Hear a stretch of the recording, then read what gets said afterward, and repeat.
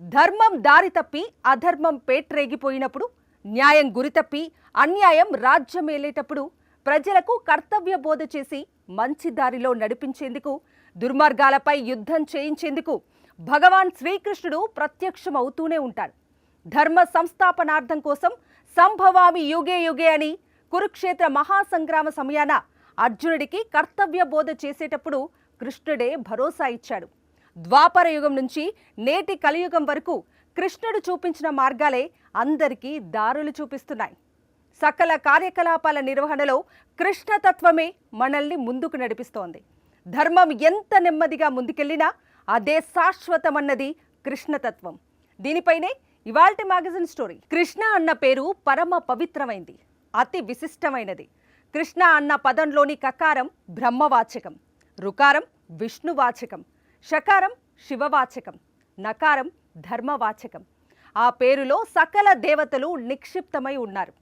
ఒక్క కృష్ణ నామస్మరణం సర్వదేవత ప్రార్థన పుణ్య ప్రసాదితమై, ధర్మ మార్గ ప్రభోవితమై, సకల పాప హరణమై నిలిచి తలిచిన వారికి ముక్తిని ప్రసాదిస్తుంది. ఓం నమో నారాయణాయ అన్న అష్టాక్షరి మంత్ర పూర్ణ స్వరూపం శ్రీకృష్ణ భగవానుడు. కృష్ణస్థో భగవాన్ స్వయం అన్న మహర్షుల వాక్కుకు ప్రతిగా శిష్ట రక్షకుడిగా, దుష్ట శిక్షకుడిగా, ధర్మ పరిరక్షకుడిగా ఆయన అవతరించాడు. మోము అరవిందం, మనసు మకరందం, మాధవుడు సౌందర్య నిలయుడు, సకల సద్గుణ శోభితుడు, నిర్మల హృదయుడు, నిత్యానంద స్వరూపుడు, నరనారాయణత్వాల మేలిమి కలయిక కృష్ణావతారం. సాగరాన్ని దాటడానికి ఈత, భవసాగరాన్ని దాటడానికి గీత. శ్రీకృష్ణుడు 2 రకాలైన గాన మాధుర్యంతో విశ్వాన్ని అలరింపజేశాడు. ప్రకృతిని పులకింపచేసిన మొదటి మాధుర్యం వేణుగాన సరిగమలైతే, రెండవది గీతాగాన మధురిమలు.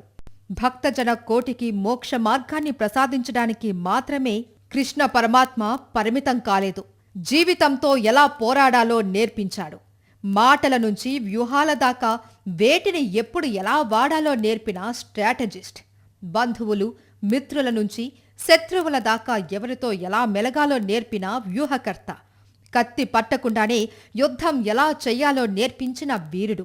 ధర్మాన్ని కాపాడటం కోసం, అధర్మం అంతు తేల్చడం కోసం ఎంతవరకైనా వెళ్లాల్సిందే అని తేల్చిన యోధుడు. పుట్టకముందే మేనమామ మనసులో ప్రకంపనలు పుట్టించి, పుట్టగానే తన మాయలతో మహామాయావులనే మట్టి కరిపించాడు మోహన కృష్ణుడు. అవతార కార్యాలకు ఆలస్యమెందుకని ఆది నుంచే ఆరంభించాడు. అందుకే కృష్ణలీలలు ఆదర్శ ఆరాధ్య భావాల సమాహారం. కాళీయమర్దనమైన, గోవర్ధన ఉద్ధారణమైన ఆ లీలలు ఆధ్యాత్మికంగా, తాత్వికంగా, ధార్మికంగా, సామాజికంగా స్ఫూర్తిదాయకం. ఎలాంటి సమయాలలో ఎలా వ్యవహరించాలి అన్న దానికి శ్రీకృష్ణుని జీవితమంతా ఎన్నో ఉదాహరణలు కనిపిస్తూనే ఉంటాయి. బాల్యంలోనే పూతన, శకటాసురుడు, తృణావర్తుడు, వత్సాసుర, బకాసురుడు ఇలా ఎందరో రాక్షసులను ఎదుర్కొన్న గోపాలుడు రాక్షస స్వభావాలను ఎలా జయించాలో స్పష్టంగా చెప్పాడు. కాళీయమర్దనం ద్వారా అహంకారంతో ప్రవర్తించే వారి మదం ఎలా అణచాలో తెలియచెప్పాడు. కాళీయుని 100 పడగలపై శ్రీకృష్ణుడు చేసిన నృత్యానికి అంతటి సర్పం శరణు కోరి యమునా నదిని విడిచి కుటుంబంతో సహా వెళ్లిపోయింది. శత్రువులు ఎక్కడైనా ఉండొచ్చు, మిత్రుల రూపంలో లేదా బంధువుల ముసుగులో. వాళ్ళు ఎవరైనా ఎలాంటి రూపంలో ఉన్నా సరే దూరంగానే ఉండాలి. ఒకవేళ వాళ్ళు మనల్ని వెంటాడితే వదిలించుకోవాల్సిందే. దుష్టుడైన మేనమామ కంసుణ్ణి వధించి దుర్మార్గపు బంధుత్వాన్ని, దుష్టబంధాలను వదిలించుకోవాలి అని సూచించాడు. గోకుల విహారి అయిన కృష్ణుడు గోవుల మందను కాపాడేందుకు గోవర్ధనగిరి ఎత్తాడు. కొండంత బరువుండే కష్టాలు వచ్చినా భయపడిపోకుండా ధైర్యంగా దాన్ని ఎత్తే ప్రయత్నం చేస్తే కొండ కూడా దూదిపింజలా తేలికైపోతుందని చాటి చెప్పడానికే లోకగురు కృష్ణుడు గోవర్ధనగిరిని ఎత్తాడు. కృష్ణుడు ధీరోద్దాత్తుడు, రాజనీతిజ్ఞుడు, వ్యూహ నిర్మాణ చతురుడు, స్ఫూర్తి ప్రదాత, మహానేత.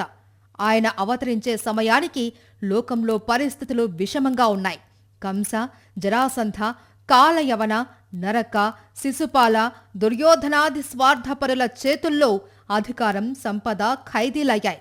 ఇవన్నీ దుష్టుల చేతుల్లో ఉన్నప్పుడు సామాజిక పరిస్థితులు కూడా దయనీయంగా ఉంటాయి. ధర్మం లేని చోట భద్రత, నీతి లేని చోట మనశ్శాంతి ఉండవు. అలాంటి రాజుల చేతుల్లో నుంచి ప్రజలను రక్షించాలి, సువ్యవస్థను స్థాపించాలి. రాజ్యం చిన్న చిన్న ముక్కలుగా చీలిపోయి ఉంది. అరాచకం, అనైక్యత పెరిగిపోయాయి.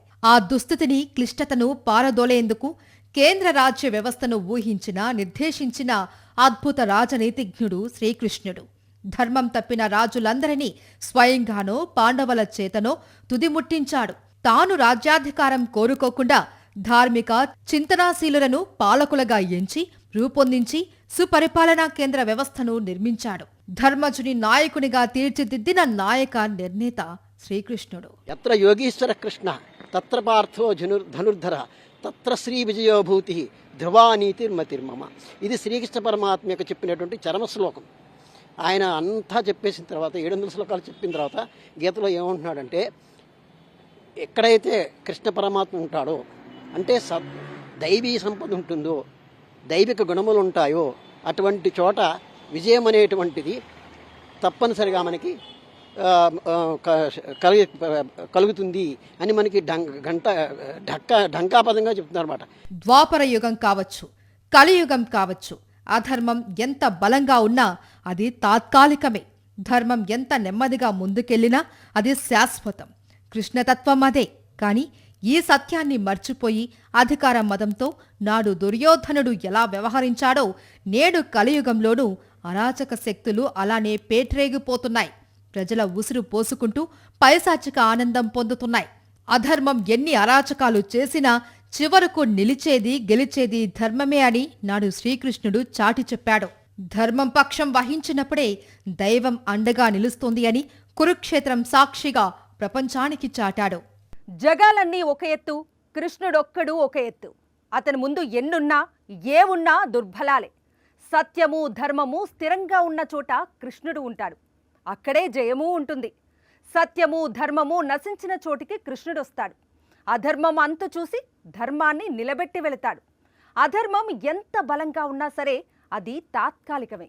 ధర్మం తన ఉనికిని చాటుకోవటానికి ఇబ్బంది పడే పరిస్థితి వచ్చినా చివరకు నిలిచేది, గెలిచేది ధర్మమే. కృష్ణతత్వంలో ఎన్ని కోణాలున్నా సంభవామి యుగే యుగే ప్రత్యేకమైనది.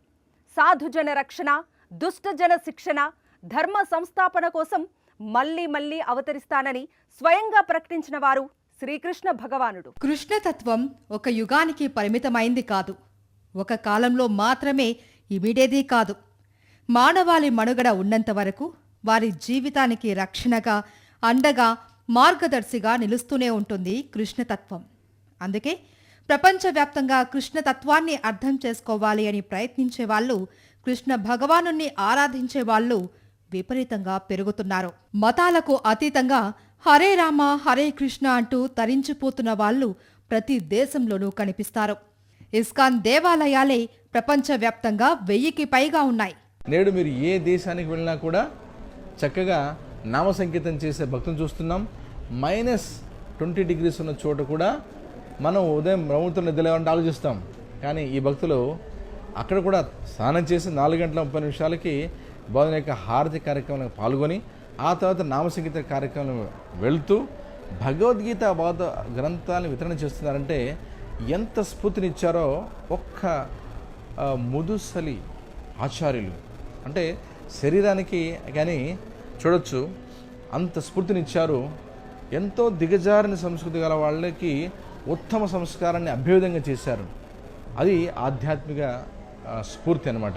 లండన్, న్యూయార్క్, బెర్లిన్ లాంటి మహానగరాల్లోనే కాదు, యుద్ధంతో రగిలిపోతున్న ఉక్రెయిన్లోనూ కృష్ణతత్వమే ధర్మాన్ని నిలుపుతుంది అని నమ్మే భక్తులున్నారు. ఇదిగో వీళ్ళు అలాంటి భక్తులే. యుద్ధం కారణంగా ఉక్రెయిన్ నుంచి పోలెండ్కు వచ్చి పోలెండ్లోని ఇస్కాన్ టెంపుల్లో ఆ దేవదేవుణ్ణి ఆరాధిస్తున్నారు. Can you tell me Krishna Mantra?